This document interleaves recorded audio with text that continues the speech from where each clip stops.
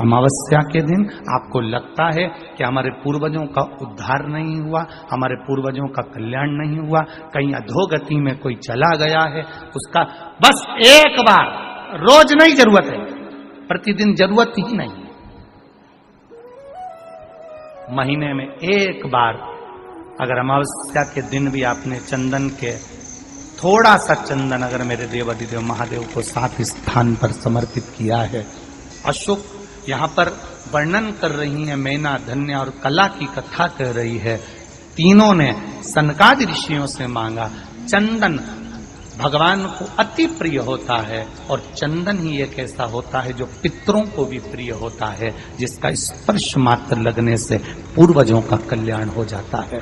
वो चंदन का 7 स्थान शिवलिंग के बताए हैं, जहां पर भूल से भी अगर कोई चंदन की उंगलियां लगा देता है, 7 स्थान ऐसे हैं जहां चंदन की मात्र उंगलियां लगा देने से ही शिव पितृलोक के पितरों को मुक्ति प्रदान करके बैकुंठ लोक का निवास दे देते हैं। 7 स्थान।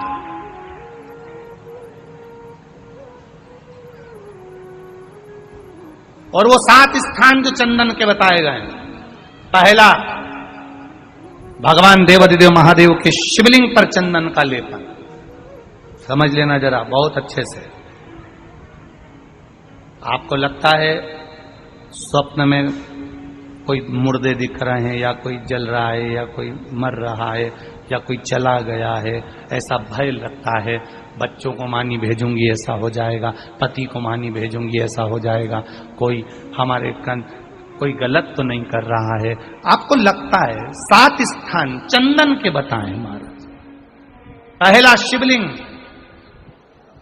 दूसरा जहां गणेश जी का स्थान है, मालूम है ना सबको, जम के बोलो जरा, मालूम है ना सबको, जहां गणेश जी का स्थान है वहां अलग से गणेश जी बैठे, वहां नहीं। शिवलिंग में जलाधारी के ठीक सामने राइट में गणेश, लेफ्ट में कार्तिकेय, बीच में अशोक सुंदरी।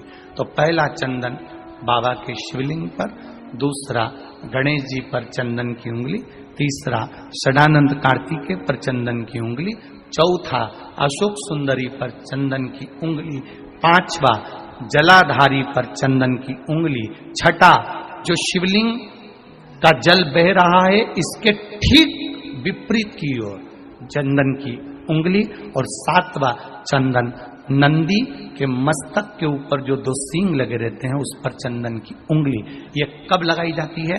या तो अमावस्या के दिन आपको लगता है कि हमारे पूर्वजों का उद्धार नहीं हुआ, हमारे पूर्वजों का कल्याण नहीं हुआ, कहीं अधोगति में कोई चला गया है, उसका बस एक बार, रोज नहीं जरूरत है, प्रतिदिन जरूरत ही नहीं,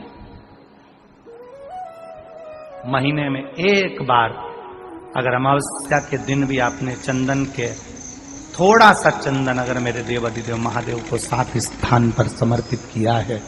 अशोक यहाँ पर वर्णन कर रही है, मैना, धन्य और कला की कथा कह रही है।